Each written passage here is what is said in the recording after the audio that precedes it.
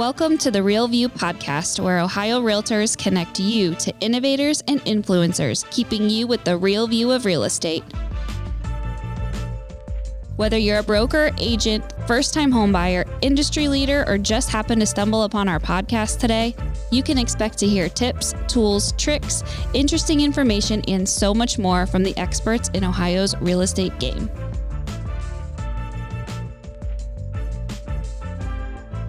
Hi, everyone. Welcome to today's episode of the Real View podcast. I'm your host, Allison Wiley.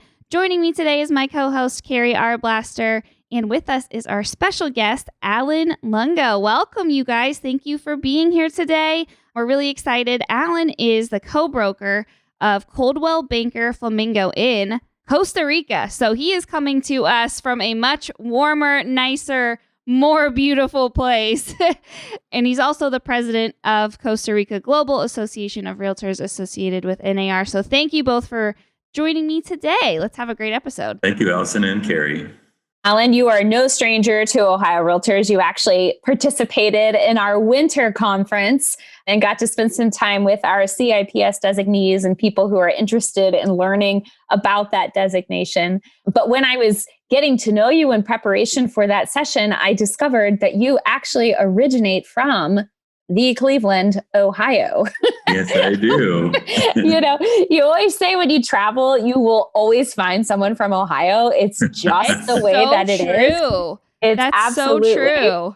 Absolutely so true. So we're excited to have you here. And before we get to your story, we are going to ask you our signature question, which I bet you have a lot of views to choose from here. Yeah. But as you know, the podcast name is The Real View, and we like to ask our guests to share with us what the best view that they have ever had is. In Costa Rica, we have many, many beautiful ocean views, and they're even more beautiful at sunset. And the barn on top of the top was when I was looking at a sunset view, and there was a thunderstorm on the ocean, which made the sky purple with the lightning coming out of the thunderstorm with the orange sunset behind it. I have a picture of that I'll share with you if you'd like. Yeah, share it with us. Yeah. That sounds beautiful. I know as we're chatting, Alan's like, yeah, I had a 5-hour drive, before this. And I was like, 5-hour drive. And he says, well, you're driving in Costa Rica. It's gorgeous. There's not a bad view here. Exactly. I'm very grateful to be here and have been here for 17 years. Oh, that's wonderful. Well, let's get started. Let's hear how you made your way to Costa Rica from Cleveland. We all love Ohio. We are from Ohio. It's beautiful, but today it is gray and snowy and about 10 degrees. So how in the world did you go from Cleveland to Costa Rica?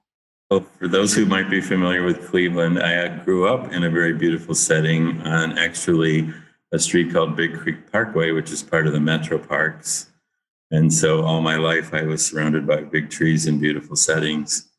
And as many people did, I went away to college. I wound up going to undergrad in Pittsburgh at Carnegie Mellon. I went to graduate school at UCLA, and my earlier careers took me all over the country. I wound up living in New York City for 10 years and Chicago for 14 years. And while in Chicago, we had a travel agency. And in the late 90s is when people discovered Costa Rica, and they started coming back to our travel agency and raving about the country. And I was also getting to the age where I had to start thinking long-term of where I'd like to retire someday. And so I looked at my partner and I said, let's check out Costa Rica to see if there's something we could do for a while. And when we got here, of course, we saw how beautiful it was. Everyone was absolutely right. And so in 2004, in the latest big boom, we came down for vacation and fell in love with the view lot, which is where I took the picture of the thunderstorm, and wound up buying it, running home to Chicago, selling our house and moving here. And once we got here, we thought, okay, now what? What are we going to do? And the realtor who had sold us the lot had exclusive listings on a lot of new condo buildings that were being built for the first time at the beach in Costa Rica. And he asked me, would you like to decorate some of these condos when they're finished? And it just had happened to have spent years being a interior designer and remodeling contractor. And so that was easy. And we wound up doing in a 52 unit project. We did 32 of the units.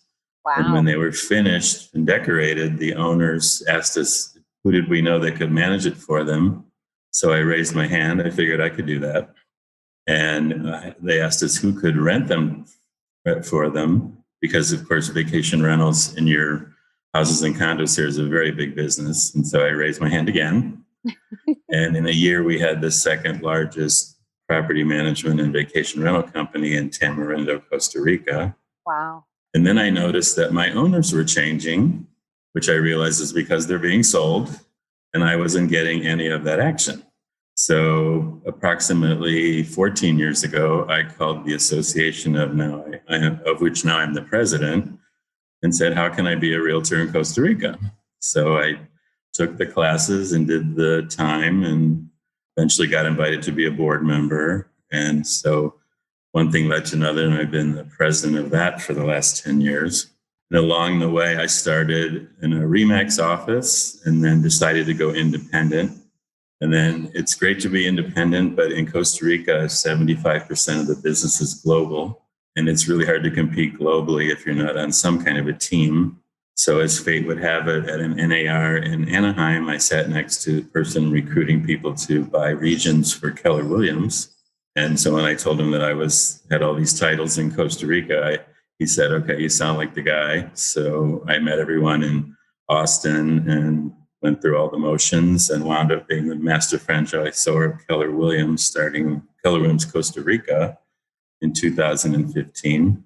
And that was a great experience. It's a great company. It's just a little weak in the global competition, which led me to think that maybe I should consider a switch. And this past year, 2020, we sold the master franchise to another investor group, which is when I decided to make the change to Coldwell Banker, which is where I am now. And I made that selection because in Costa Rica, anyway, the professional reputation of the two companies is essentially equivalent. And Coldwell Banker here has significantly competitive global marketing resources and listing platforms. And I could keep my office because I was the lessee on the lease, and the Keller Williams office moved out, and I stayed and recruited my friend who was across the street as a Coldwell Banker broker. And now we're co-brokers together in the same space. We just had to paint everything blue that was red. Little maintenance, all good. And we're in business. So I'm talking to you from the master franchise office in the southern zone of the country because we're visiting here, and I have the privilege of having a really significant listing in this part of the country now as well. That's an amazing story. I mean, you're quite the entrepreneur. Did you think that when you first set off to build your career as a young professional that you would end up selling real estate in Costa Rica? I started as undergrad to be an architect and went to graduate school to have another architectural degree. And that was back in the era when it first became fashionable to get an MBA. So after I finished my master's in architecture, I got an MBA, which helped me segue into the business side of architecture. And with that, I wound up getting involved with developers of buildings, and one thing led to another, but I wasn't really focused on being a realtor till I got to Costa Rica because I'd never been trained or licensed in the US. Yeah, that was going to be my question. If you were licensed when you lived in Ohio, and then, that whole decision and journey and process. Yeah. It was always in the back of my mind. I thought it was something I could do easily because I was familiar with buildings and, what the concerns are when you buy. I bought my own homes, but I never had any formal training per se. And coming to Costa Rica was really, it's sort of Wild West in those days, like maybe California was 50 years ago in terms of booming. And there were a lot of real estate related opportunities. Obviously, that's how we got in the property management business. But then I recognized all the problems that because people did not have training. And that's when I got interested in the NAR affiliated association. And since then, I've really, really come to respect and appreciate NAR and everything they can do for each of us individually and as an association. And so we're working very hard to apply the NAR standards in Costa Rica to give our inbound investors the assurance that they're going to be handled well and appropriately and ethically. So, Alan, talk with us a little bit about the differences in real estate, in the United States versus in Costa Rica, and what led you to bring about that NAR affiliate. Like you said, it sounds like it's a different ball game there than it is in the United States. Costa Rica, there's no licensing of realtors at all. To be a realtor, you just have to be a legal worker, which means you have to have your citizenship or residency if you're a foreigner moving here, which means anyone born in this country can be a realtor just because they were born. Yeah. So in the boom, and because many things when I arrived were open listings, because there was a legend here that exclusive listings meant less people saw your property. So there were surfers who were realtors, there were beach bums that were realtors, Wow. there were, bakery people that were realtors, cab drivers, you name it. If they found out you're looking for property, all of a sudden they're ready to show you something because that's how it worked. And so there were really quite a few stories and legitimate ones of people being misled or purchasing property that was actually national park, Oh my goodness. Yeah, it was pretty bad. Yeah. So we've managed to overcome the deficiencies in the culture of the profession here. And now most things are exclusive listings. People do recognize realtors as a professional. And then we're actually working with the government because we found out in the government's legal structure, the profession of realtor was never defined. And so they have what they call the Ministry of Economy, Industry, and Commerce here that sets up things like that. So the two associations, we're currently working with the government to define what it is to be a real estate professional under Costa Rican law. And then we can create a certification that you will have to actually practice. And then the associations can be put in charge of training officially so that if you don't take it, you could probably still try to sell property, but the person doing that would be certainly breaking a law. It's been a great professional adventure. Yeah. All of this stuff. I mean, that's a huge undertaking. Right. And it sounds like you are, you're bringing all of this stuff to this country for the first time ever before, and you are literally changing the real estate game, in Costa Rica. There's been people before me that have been from the U.S., and there's a lot of realtors who are expats and legal residents like I am now who've wanted to do this. The association was created 20 years ago to focus more on that by expat realtors. So it's been a groundswell sort of thing, and it's just this moment in time, it seems to be all coming together because it makes so much sense, and the government actually believes it now too. The best thing that came out of the relationship for spreading the reputation of Costa Rica was doing the CIPS Institutes, which we did 9 in a row until last year because of COVID, which we used to recruit realtors from North America, primarily the US, but some Canadians, and then some locals, to come to Costa Rica, see what it is. We do familiarization tours and all sorts of things in addition to the program. And we have a lot more people falling in love with Costa Rica and going back and recommending it. So it's a little self-serving. Yeah, absolutely. So we're proud of our record of working with NAR. I see the true value of it as an international realtor. And I welcome anyone to come and learn with us at the next CIPS Institute, which I hope will be next year, 2022. Goodness, that would be a lot wonderful. of this pandemic by then. Yes, please, hopefully. Yes. For our listeners who may not know what CIPS stands for, would you mind to just kind of fill everybody in on what that is? Called Certified International Property Specialist. It's an NAR designation you can earn by attending. You can do it online in the US, but I think in person is better regardless of where you take it. I earned mine, 11 years ago in Jacksonville, Florida, because it was the closest 5-day institute to Costa Rica. But you can come experience the courses. There's 5 courses you have to take. There's other requirements about having done at least 1 or 2 international transactions. And that just means having an international person involved. So if you're in the US with someone from Brazil buying a property, that counts. That counts. Yeah. After you complete all the requirements, you receive the designation. And it's also a great networking relationship because there's only, I think, 4,500 of us on the planet. at this point. And a lot of people looking to make referrals in Costa Rica ask me for who are the CIPS people in the area that I'm interested in. And so I really am a big fan of that program. And we were very proud. We got Sponsor of the Year for the whole planet in 2018. Awesome.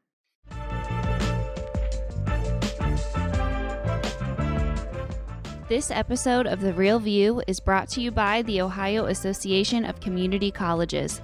Ohio's network of community colleges provides accessible training that accommodates the busy lifestyles of aspiring real estate professionals at half the price of a traditional university.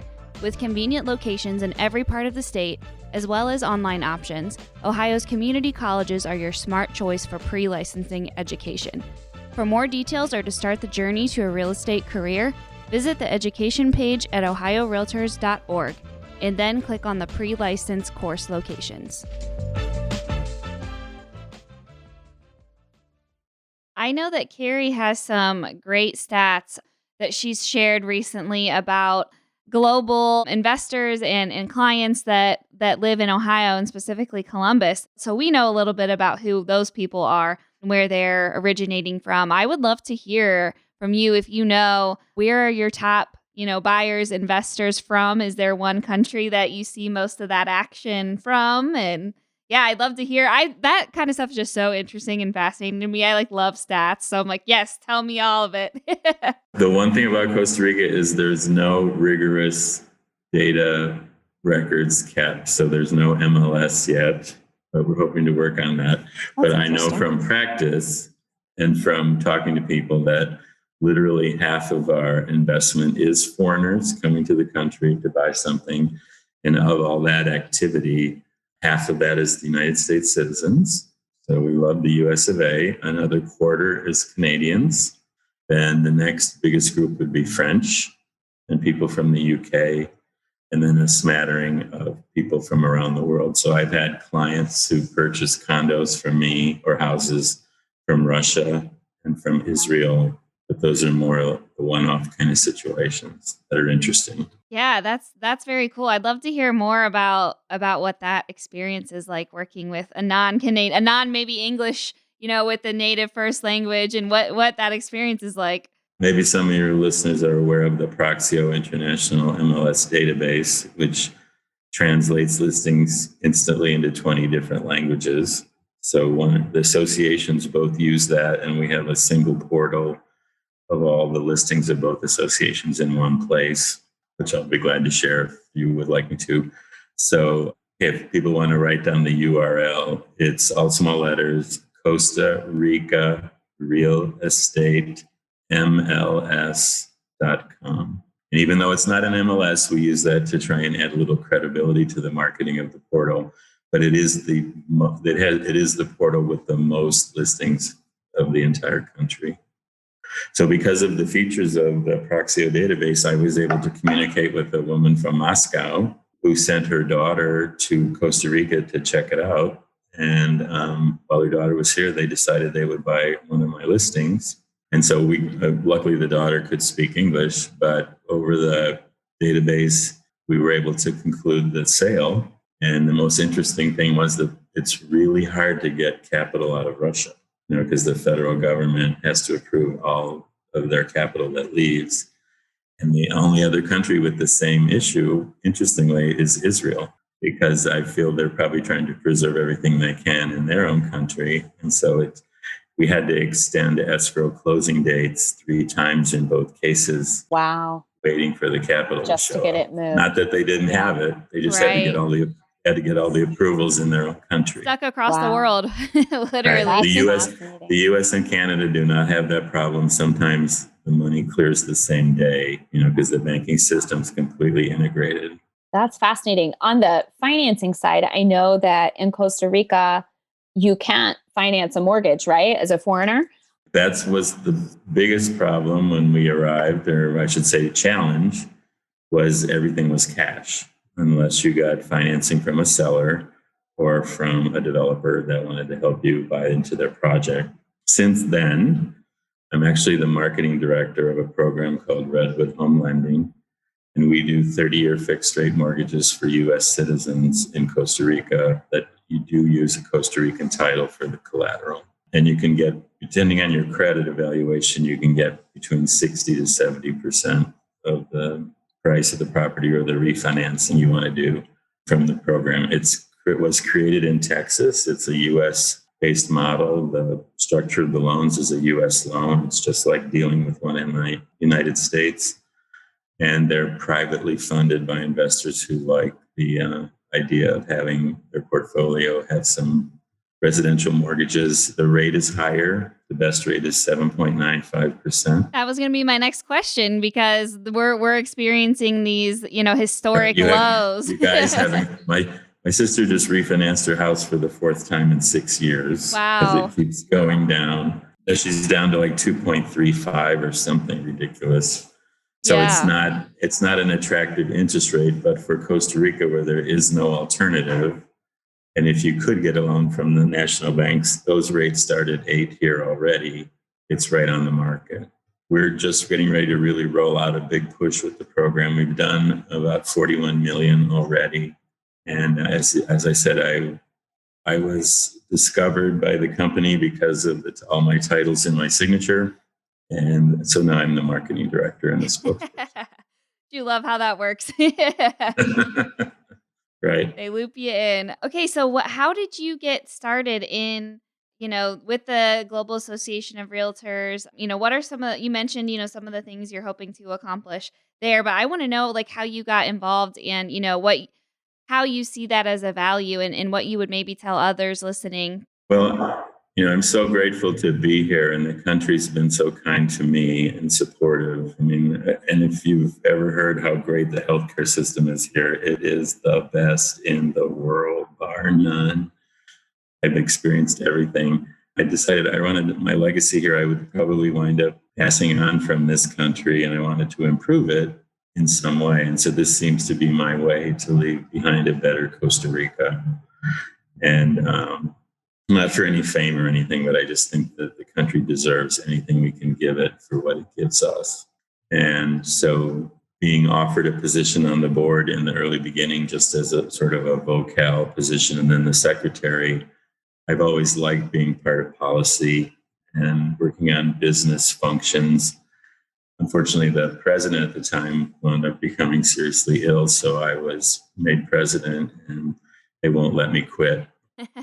Must mean you're doing a good job, right?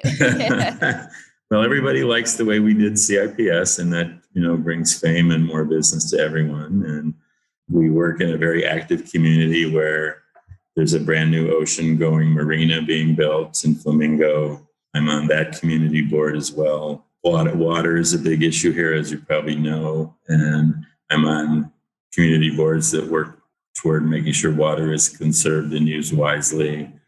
And I just really feel at home here. It's home now. And so I want to contribute. Yeah, that's great. So what is the market like? You talked a little bit about interest rates and things like that, but what is the market like? I mean, in the US and especially in Ohio, it's so crazy right now. Inventory is so low. What is that like for you? What's that experience like? We're hot for us, which isn't as wild as the US, but I've been telling people, and I hope you'll understand, I think COVID may be somewhat of a little blessing because it made everybody focus on their life, and people have decided to move on with decisions that maybe they would have put off longer. And so we have a lot of people and developers buying land here now and view lots for things they intend to do maybe 5 or 10 years from now. And so the market is really busy. I have 5 lots under contract right now, view lots, because everybody wants their dream view that I came for myself. And developers understand the country is extremely popular. It's rated number 1 or number 2 as a vacation destination year after year. And so they want to be ready for the demand. The country has a Ministry of Tourism that publishes statistics every year, and we're consistently 5,000 hotel rooms short of demand for hotel space. Wow. Yeah. And every year, this country of 5 million gets over 3 million visitors. That was the last count. And it goes up every year. It's never gone down. And even if 1% of those visitors are Oh, and 40% of the 3 million are Americans. So that's 1.2 million. And so I showed people that even if just 1% become investors, that's 12,000 investment choices based on the average price of what people are buying. That's $3.5 billion of real estate sales, Wow. which is not a lot for the US, but in this country, But that's there. Yeah. Yeah. So everything we try to do is to facilitate, making it legal, safe, quick, financed if necessary, to help the country grow, because foreign investment is a big source of income to the whole country. What was COVID like in Costa Rica? I mean, in the US, we were shut down, and in Ohio, we were shut down, and real estate, luckily, and thank God, and thanks to our governor, was deemed an essential service. Did you experience anything like that? Or what was, working through this pandemic like? Well, the country's a little different than the US because it's been, can I say, mentored by a series of very wealthy families. And it's kind of a paternal kind of situation where people do what they're told. So when the government said early on, wear a mask, people did. It wasn't a political statement, and the country immediately, as soon as the vaccine was available, bought 1 million doses. And there's only 5 million people. So they're really on it. And so we haven't had the rampant, massively rising numbers that you've experienced in the US, and it's so hard to watch. Yeah, so you've been able to stay working and everything through this Oh whole yeah, time. we can only have 8 people at a meeting. There's rules to it. You have to wear a mask, and when you go into any kind of retail establishment, restaurant, store, everything's socially distant. And there's rules, but it's acceptable, and there's not a lot of tragedy around COVID, at least not yet in Costa Rica, knock on wood. I do know people who have died. I know what happens when they do. I mean, it's very unfortunate, but I think we're going to get through this pretty well. And the only business that really, really got hit hard was travel, because the flights stopped. And so a lot of hotels and restaurants and workers there were put out of jobs. And so we've had to have food drives here too, just like you, and food banks to help people get through. But it seems like things might be turning in the US, which is the best sign. And then more flights are opening every day. And hopefully we'll get back to quote unquote normal by next high season, which would be this coming December. I hope so. They said on the current trend that we're on now that by December that we should have 80 to 90% vaccinated. So fingers crossed. Great. Yeah, fingers That crossed. would be perfect. I'm for hoping Costa by this Rica. fall. So we were chatting before we started recording, and Alan is a Cleveland Browns fan, and we were chatting about so the stadium can be full again. I just want to tailgate and go to the home opener with a packed stadium of 20,000 fans. I mean, that place is going to be rocking. That's all I want. I was like, I will stay in my house until September if I could go to That's this. what it means. If I could go to and be at a Browns game with fans all around me, like that's all I want. If they make it to the Super Bowl, I got to be there. Yes. Oh my goodness. Got to make a trip in and then come see us. I'll Come head say down hi to to Costa us. Rica, Alan. You can come up here with Allison, Right. and I'll head down and see So where you're at. I want to just make sure that I get to say to your listeners that, if they've heard that anything's really wrong here or it's safe or dangerous, people like to publicize the worst of a place first. It really isn't. And I personally will be everybody's free travel agent to help make sure you know when to come, how much time to spend, where to stay, what's the best thing to do, and how to stay out of trouble. That's great to know, because I think Costa Rica's got to be on the list in the next couple of years. I will definitely be calling you. Okay. Has to be on your bucket list. Yes. Yes.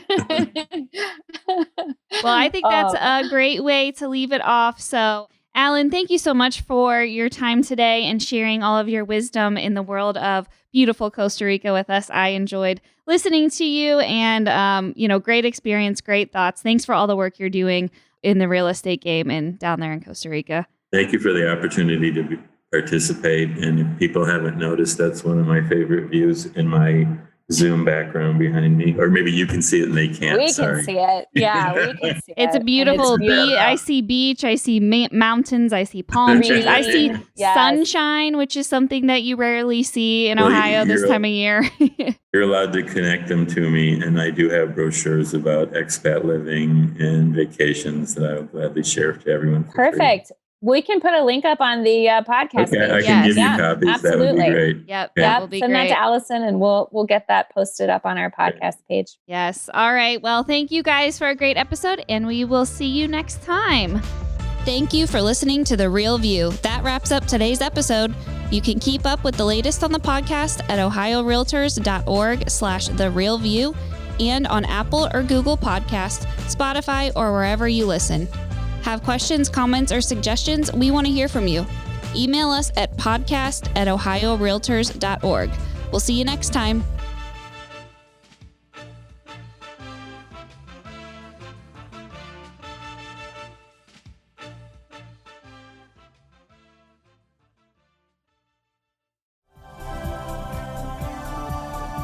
This has been a Humble Pod production.